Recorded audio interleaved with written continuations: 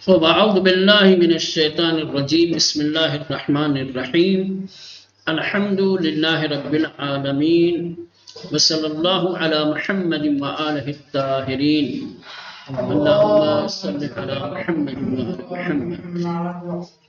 تو فعل امر، محترم متعلمین قرآن، یہ 37ویں سبق کے قرآن کی زبان کے حصے کو ایک بار پھر غور سے پڑھیے، اس کے بعد بغیر کسی جلد بازی کے اس سبق کی مشق کو انجام دیجیے۔ مولانا قرآن کی زبان کے حصے ایک کو جو 37ویں سبق میں تھا، ہم کہاں جائیں گے اس کو جو ہے دیکھنے کے لیے آپ وہاں مشق انجام دیجیے، وہاں پہلے پڑھیے ایک بار غور سے، اور پھر اس کتاب میں جو یہ مشق دی گئی ہے اس مشق کو پڑھیے۔ چلیں، چونکہ یہ بحثیں ساری تکراری ہیں، وہاں رجوع کرنے کی ضرورت نہیں ہے، اسی مشق کو پڑھتے ہیں اور اسے حل کرتے ہیں۔ دیکھیں 3 کالم بنے ہوئے ہیں۔ پہلا کالم فعل کے حروف اصلی کے ہیں، ٹھیک، کچھ فعل دیے گئے ہیں، اس فعل کے جو حروف اصلی ہیں ان کو دیا گیا ہے۔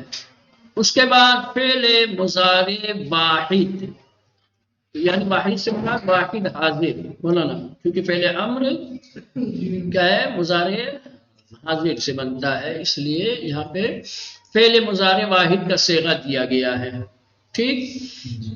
پھر اسی سے فعل امر بنایا گیا ہے، ٹھیک۔ تو آپ پہلے کالم والے حروف اصلی کو پڑھیے، پھر مضارع حاضر کے صیغے کو دیکھیے اور پھر امر بنائیے، ٹھیک۔ چلیں، پہلے دیا ہوا ہے عین لام میم، ٹھیک، عین لام میم یہ حروف اصلی ہیں، ٹھیک مولانا۔ پھر اس کے شروع میں تا لگا دیا تو مضارع حاضر کا صیغہ ہو گیا تعلمو، ٹھیک، تم جانتے ہو۔ اس کے بعد حرف مضارع کو گرا دیا، ساکن تھا، حمزہ وصل شروع میں لے کے چلے آئے، ہو گیا علم، آخر کو ساکن کر دیا، یہی تھا نا جی۔ کہا کہ پہلے حرف مضارع کو حذف کیا جائے گا، گرایا جائے گا، اس کے بعد ساکن ہوگا تو حمزہ وصل شروع میں لایا جائے گا، ٹھیک۔ اتنی بات بتائی تھی، مکمل بات نہیں بتائی تھی کہ حرف مضارع کو حذف کرنے کے بعد دیکھا جائے گا کہ متحرک ہے یا ساکن ہے۔ متحرک ہوگا تو کچھ لانے کی ضرورت ہی نہیں ہے، خالی آخر کو ساکن کر دیں گے تو امر کا صیغہ بن جائے گا۔ لیکن اگر حروف مضارع کے حذف کرنے کے بعد پہلا حرف یعنی فا کلمے کی جگہ پر جو حرف اصلی آیا ہے اگر وہ ساکن ہوگا تو حمزہ وصل لائیں گے، ٹھیک۔ اب ایک سوال کھڑا ہوگا کہ حمزہ وصل جو لائیں گے تو حمزہ وصل پہ کوئی حرکت تو ہوتی نہیں ہے، تو حمزہ وصل کو کس حرکت کے ساتھ پڑھیں گے؟ تو کہہ رہے ہیں کہ ساکن کے بعد والے حرف کو دیکھیں گے، یعنی عین الفعل کو۔ عین الفعل پہ اگر ضمہ ہے تو حمزہ وصل کو بھی ضمہ دے دیں گے، اور اگر عین الفعل مفتوح یا مکسور ہے تو حمزہ وصل کو کسرہ دے دیں گے، ختم، یہ طریقہ۔ اب اسی قاعدے کے تحت عین لام میم جو حروف اصلی ہیں، تعلمو فعل مضارع حاضر کا صیغہ بنا، اس کے بعد تعلمو سے علم فعل امر بنا، ٹھیک۔ اب چلیے آپ بنائیے عین میم لام تعملو تم انجام دیتے ہو، کیا رہے گا مولانا اس کا پہلے ہم عمل، کیا رہے گا عمل، تم عمل کرو یا تم انجام دو۔ کاف تا با تکتبو تم لکھتے ہو، اس کا آیا ہے اکتب، اس کو لکھ کے اسی لیے بتایا ہے کہ دیکھیں اوپر جو 2 فعل امر آپ نے بنائے ہیں ان کے شروع میں جو حمزہ وصل آیا ہے وہ مکسور ہے، لیکن یہ تیسری مثال میں جو حمزہ وصل لائے ہیں یہ کیا ہے مولانا؟ مضموم ہے۔ کیوں؟ اسی قاعدے کے تحت کہ چونکہ پہلی دو مثالوں میں عین الفعل مولانا مفتوح تھا تو حمزہ وصل کو کسرہ دیا تھا، اور یہاں عین الفعل مضموم ہے تو حمزہ وصل کو تو قاعدہ ذہن میں رہے، اور قاعدے کے تحت آپ فعل مضارع سے امر کے صیغے بنائیے۔ دال خالام دخل، ٹھیک، اقتا شروع میں لاؤ اور آخر کو مولانا ضمہ دے دو تو فعل مضارع کا صیغہ ہو جائے گا تدخلو، تم داخل کرتے ہو۔ اب امر بنائیے، ادخل، تا کو حذف کر دیجئے، حمزہ لائیے، چونکہ عین الفعل مضموم ہے تو حمزے کو بھی ضمہ دے دیں گے، ہو جائے گا ادخل۔ جیم عین لام جعل، ٹھیک، اس کا مضارع تجعلو، تم قرار دیتے ہو۔ فعل امر اجعل، تم قرار دو۔ خا زال اور را، ہا زال را، حضر، ڈرا، وہ ڈرا۔ فعل مضارع حاضر بنے گا تحذرو ہے، تحذرو، تحذرو ہے نا، تحذرو، تم ڈرتے ہو۔ فعل امر بنے گا احذر، کیا رہے گا؟ احذر، کیا رہے گا؟ احذر، تم ڈرو، ٹھیک ہے نا۔ اس کے بعد ہے خراجیم، خرج، ٹھیک ہے مولانا۔ فعل مضارع اس کا ہے حاضر کا صیغہ تخرجو، تم نکلتے ہو۔ امر کیا بنے گا؟ اخرج، کیا بنے گا؟ اخرج، تم نکلو۔ راجیم عین رجع، وہ پلٹا۔ ترجعو، تم پلٹتے ہو۔ امر کیا آئے گا اس کا؟ ارجع، تم پلٹو، کیا آئے گا؟ ارجع۔ ذال کاف را، ذکر، اس نے یاد کیا، اس نے یہ یاد دہانی کی، ٹھیک، اس نے ذکر کیا۔ تذکرو، تم یاد کرتے ہو، کیا آئے گا اس کا امر؟ اذکر، تم یاد کرو۔ ذال ہابا، ذہب، فعل مضارع تذہبو، امر آئے گا اذہب۔ سین میم عین سامع، اس کا مضارع ہے تسمعو، تم سنتے ہو۔ پہلے امر بنے گا اسمع، تم سنو، ٹھیک۔ شین کاف را، شکر، اس نے شکر ادا کیا۔ تشکرو، تم شکر ادا کرتے ہو۔ پہلے امر آئے گا اشکر، کیا آئے گا؟ اشکر، تم شکر ادا کرو۔ عین با دال عبد، اس نے عبادت کی۔ تعبدو، تم عبادت کرتے ہو۔ پہلے امر آئے گا اعبد، کیا آئے گا؟ اعبد، تم عبادت کرو۔ صاد با را، صبر، اس نے صبر کیا۔ تصبرو، تم صبر کرتے ہو۔ پہلے امر آئے گا اصبر، تم صبر کرو۔ عین لام میم علیما، اس نے جانا۔ تعلمون، اب یہ جمع کا صیغہ ہے مولانا، اوپر جتنے دیے تھے ابھی تک وہ کیا ہے؟ مضارع واحد حاضر کے صیغے اور امر بھی کا بھی واحد کا صیغہ بن رہا تھا، ٹھیک۔ اب یہ جمع والے میں کیا کرنا تھا مولانا؟ آخر میں جو ساکن کا طریقہ وہی رہے گا، خالی آخر میں واحد کے صیغے میں ساکن کرنا تھا، جمع کا صیغہ تو حذف نون ہوگا، ختم، ٹھیک ہے نا۔ باقی سارے قاعدے قانون وہی رہیں گے جو مفرد والے میں تھے۔ علیمہ، علیمہ سے ہے مولانا تعلمون، وہی واحد کے آخر میں واو نون بڑھائیں گے تو جمع حاضر کا صیغہ ہو جائے گا تعلمون، تم سب جانتے ہو۔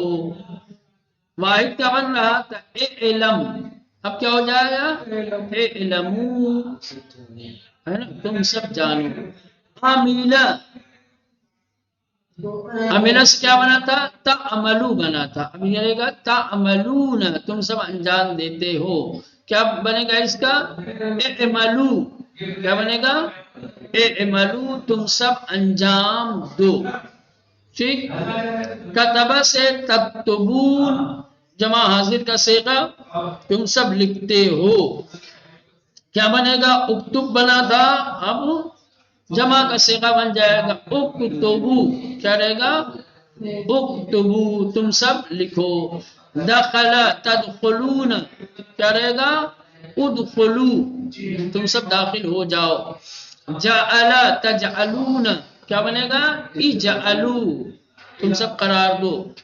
حذر تحذرون، تم سب ڈرتے ہو. کیا بنے گا؟ احذروا. خرج تخرجون، کیا بنے گا؟ اخرجو.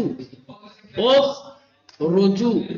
رجع ترجعون، بنے گا ارجعو.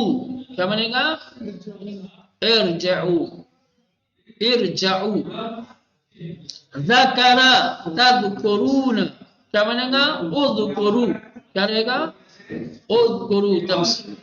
ذہب سے تذہبون، حاضر کا سے امر حاضر کا صیغہ کیا بنے گا؟ اذهبو. سمع تسمعون، اسمعو. شکر تشکرون، اشکرو. عبد تعبدون، اعبدو. صبر تصبرون، اصبرو. ٹھیک مولانا؟ چلیے، زکوٰۃ اور خمس. ابھی نماز اور زکوٰۃ کے بارے میں پڑھ رہے تھے، اب زکوٰۃ اور خمس. زکوٰۃ ایک اہم عبادت ہے، عبادات میں سے ایک اہم عبادت زکوٰۃ ہے. قرآن مجید میں اکثر مقامات پر جہاں نماز کا تذکرہ آیا ہے وہاں زکوٰۃ کا بھی تذکرہ آیا ہے. چونکہ یہ ایک عبادت ہے اور عبادت کو قربت کی نیت سے انجام دینا چاہیے. جتنی بھی عبادتیں ہیں، عبادتوں کو قربت کی نیت سے انجام دینا چاہیے. تو چونکہ زکوٰۃ ایک اہم عبادت ہے، اس عبادت کو قربت کی نیت سے انجام دینا ضروری ہے. نماز اور روزے کی طرح زکوٰۃ بھی انبیاء الہی کی پہلی سفارشوں میں رہی ہے.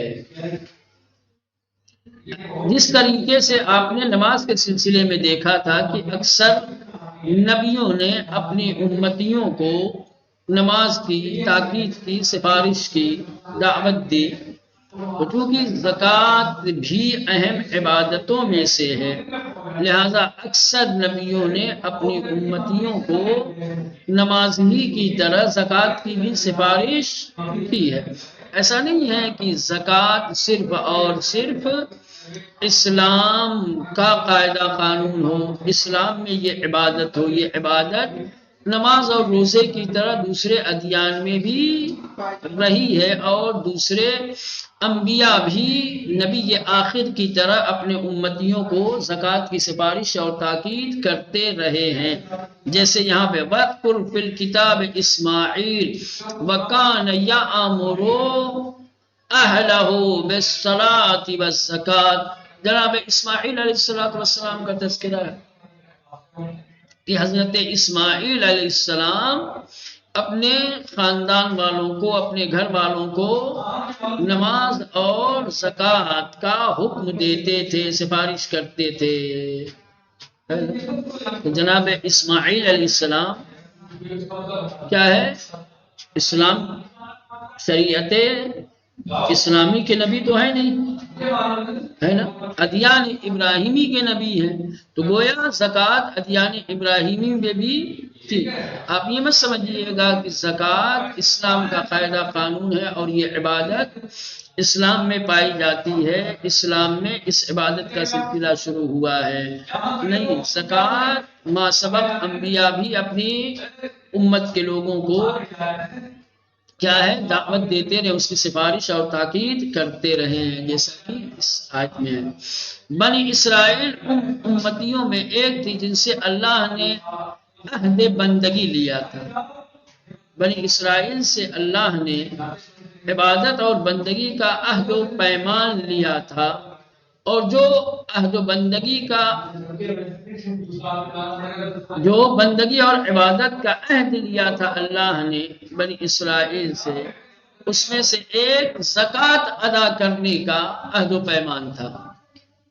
اللہ نے بنی اسرائیل سے عبادت اور بندگی کا عہد لیا تھا کہ ہم تمہیں فضیلتیں دیں گے، نعمتیں دیں گے، ٹھیک، تمہیں عہد کرنا پڑے گا۔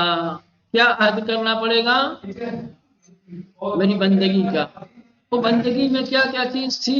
ایک زکوٰۃ بھی تھی، لیکن عہد و پیمان کے باوجود بھی بنی اسرائیل نے ناسپاسی اور ناشکری کی اور خدا کے ساتھ کیے گئے عہد و پیمان کو توڑ دیا، جس کا تذکرہ قرآن میں وَإِذْ أَخَذْنَا مِيثَاقَ بَنِي إِسْرَائِيلَ لَا تَعْبُدُونَ إِلَّا اللَّهَ وَبِالْوَالِدَيْنِ إِحْسَانًا وَقُولُوا لِلنَّاسِ حُسْنًا وَأَقِيمُوا الصَّلَاةَ وَآتُوا الزَّكَاةَ۔ کس کے ساتھ عہد و پیمان ہے؟ دیکھو، اور جب ہم نے بنی اسرائیل سے عہد و پیمان لیا کہ تم سب عبادت نہ کرو سوائے اللہ کی، اور والدین کے ساتھ نیکی اور احسان کرو، اور لوگوں کے ساتھ اچھی باتیں کرو، نماز پڑھو اور زکوٰۃ ادا کرو، لیکن ثم تولیتم، لیکن پھر تم سب پلٹ گئے، مگر کم لوگ، اکثر لوگوں نے اس عہد و پیمان کو توڑ دیا۔ یہ زکوٰۃ کی اہمیت کو دکھا رہے ہیں کہ زکوٰۃ کتنی اہم عبادت ہے، کہ اللہ نے اس عبادت کے لیے بنی اسرائیل سے باقاعدہ عہد و پیمان لیا، جس طریقے سے اپنی عبادت اور بندگی کا عہد و پیمان لیا، نماز کے قیام کا عہد و پیمان لیا، ویسے ہی زکوٰۃ کی ادائیگی کا بھی پیمان لیا۔ اب یہ الگ چیز ہے کہ انہوں نے پیمان کو توڑا، لیکن اللہ کا زکوٰۃ کے لیے عہد و پیمان لینا زکوٰۃ کی اہمیت کو بیان کرتا ہے۔ چلیں، زکوٰۃ اسلام و ایمان کا مظہر ہے، بولا نا، زکوٰۃ اسلام اور ایمان کا مظہر ہے۔ بندگی اور عبادت تو ہے ہی اسلام اور ایمان کی پہچان اور اس کی علامت ہے۔ کلام اللہ کی آیات اس بات کو واضح اور روشن کرتی ہیں کہ اسلامی شریعت میں زکوٰۃ بہت اہم ہے اور انتہائی اہمیت کی حامل ہے۔ اکثر وہ آیتیں جو نماز کا حکم دیتی ہیں وہ زکوٰۃ کا بھی حکم دیتی ہیں۔ مولانا، میں نے کبھی یہ بات کہی تھی کہ ایک ہی صیغہ امر کے بعد اگر کئی طریقے کے دستور دیے جاتے، کئی چیزوں کے پر عمل کرنے کا حکم دیا جاتا ہے، تو مولانا وہ حکم میں کیا ہوں گے؟ مساوی اور برابر ہوں گے۔ سمجھ رہے ہیں؟ جیسے کہا جائے اقیموا الصلاۃ وآتوا الزکاۃ، ہم سب ہیں دونوں۔ جتنی اہمیت اقامہ نماز کی ہے، اتنی ہی اہمیت ایتاء زکوٰۃ کی ہے۔ جیسی بندگی نماز ہے، ویسی بندگی زکوٰۃ ہے۔ جس طریقے سے نماز نہ پڑھنے والا عاصی اور گنہگار اور فاسق و نافرمان ہے، اسی طریقے سے زکوٰۃ ادا نہ کرنے۔ بہرصورت قرآن مجید کی اکثر آیتوں میں زکوٰۃ کا حکم نماز کے حکم کے ساتھ آیا ہے۔ جس طریقے سے نماز انسانوں کے لیے اسلام کی علامت اور نشانی اور پہچان ہے، اسی طرح مولانا زکوٰۃ بھی اسلام کی علامت اور پہچان ہے۔ اس طرح کی کفار اگر توبہ کر لیں اور نماز و زکوٰۃ کی پابندی کریں تو وہ ہمارے بھائی شمار ہونے لگیں گے۔ بعض آیتوں میں نماز نہ پڑھنے اور زکوٰۃ نہ دینے والے کو کافر کہا گیا ہے مولانا، اور کہا گیا ہے کہ اگر یہ نماز پڑھنے لگیں اور زکوٰۃ ادا کرنے لگیں تو پھر وہ مسلمان ہو جائیں گے اور مسلمانوں کے بھائی ہو جائیں گے. جیسے فَإِن تَابُوا وَأَقَامُوا الصَّلَاةَ وَآتُوا الزَّكَاةَ، اگر وہ سب توبہ کریں اور نماز پڑھنے لگیں، زکوٰۃ دینے لگیں، فَإِخْوَانُكُمْ فِي الدِّينِ، تو یہ دین میں تمہارے بھائی ہو جائیں گے. یعنی یہ بھائی تمہارے اس لیے نہیں ہے، مومن اس لیے نہیں ہے، مسلمان اس لیے نہیں ہے کہ نماز نہیں پڑھتے اور زکوٰۃ نہیں دیتے. یعنی نماز اور زکوٰۃ کی اتنی اہمیت ہے. اور اس کے بعد توبہ اگر کر لیتے ہیں تو توبہ کے بعد بھی اللہ نے ان سے مطالبہ کیا ہے کہ توبہ اب اگر تم نے کر لی ہے اور ہم نے قبول کر لی ہے، ٹھیک، تو اب تم نماز پڑھو اور زکوٰۃ ادا کرو. جیسے وَتَابَ اللَّهُ عَلَيْكُمْ، اللہ کچھ لوگوں نے توبہ کیا تو اللہ نے ان کی توبہ قبول کی اور پھر کہا فَأَقِيمُوا الصَّلَاةَ وَآتُوا الزَّكَاةَ، نماز قائم کرو تم سب اور زکوٰۃ دو. وَأَطِيعُوا اللَّهَ وَرَسُولَهُ وَاللَّهُ خَبِيرٌ بِمَا. چلے، زکوٰۃ ادا کرنا دل سے نماز پڑھنے کی طرح ایمان کی نشانی اور مومن کی صفت ہے. مومن کی صفت جس طریقے سے نماز ہے اسی طریقے سے زکوٰۃ بھی ہے. قد افلح المومنون، ایمان والے فلاح پا گئے. کون ایمان والے لوگ ہیں؟ ان کی نشانیاں کیا علامت؟ والذین هم للزکاۃ فاعلون، یہ کئی آیتوں کے بعد ہے. وہ لوگ جو زکوٰۃ انجام دیتے ہیں یعنی زکوٰۃ ادا کرتے ہیں. لیکن اس آیت کریمہ میں زکوٰۃ ادا کرنے والوں کو مومن کہا گیا ہے، یعنی زکوٰۃ ادا کرنا مومن ہونے کی پہچان ہے. اس کے مقابلے میں زکوٰۃ نہ دینے کی وجہ سے مشرکین کی مذمت کی گئی ہے. چلیں، اس کے بعد مسجد کو آباد کرنے والے، جو لوگ مسجدوں کو آباد کرتے ہیں، ٹھیک، ان کی صفت یہ ہے کہ وہ اللہ اور قیامت پر ایمان رکھتے ہیں، نماز پڑھتے ہیں. اب مسجدوں کو آباد کرنے والے، قیامت پر ایمان رکھنے والے، نماز قائم کرنے والے اگر زکوٰۃ نہ دیں تو پھر انہیں نماز نہ پڑھنے والے اور مسجد کو آباد نہ کرنے والوں میں شمار کیا گیا ہے. مسجد کو آباد کرنے والوں کی صفت اللہ اور قیامت پر ایمان نیز اقامہ نماز ہے.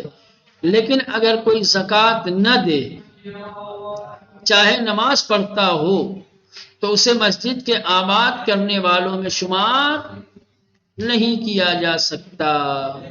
جیسے انما یعمر مساجد اللہ من آمن باللہ والیوم الآخر واقام الصلاۃ وآت الزکاۃ. البتہ انسان کسی بھی واجب کو چھوڑنے سے مسجد کو رونق بخشنے اور آباد کرنے سے محروم ہو جاتا ہے.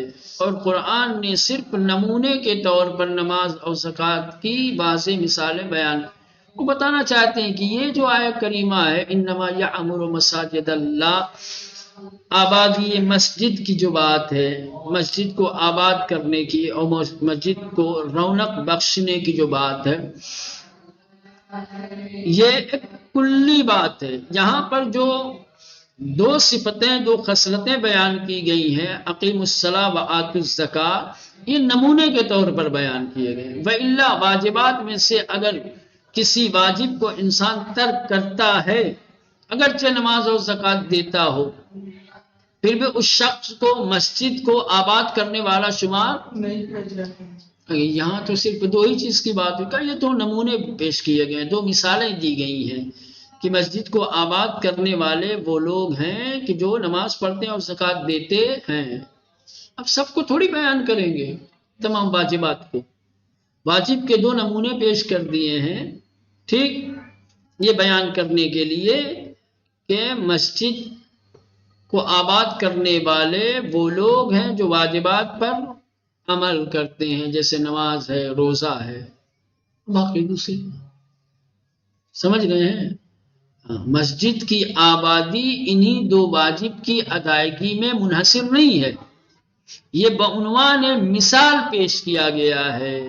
وَإِلَّا اگر کوئی نماز پڑھتا ہے، زکوٰۃ دیتا ہے، لیکن دوسرے واجبات کو ادا نہیں کرتا، تو ایسے شخص کو مسجد کو آباد کرنے والا شمار نہیں کیا جائے گا۔ ٹھیک، اتنا رہنے دیں، بقیہ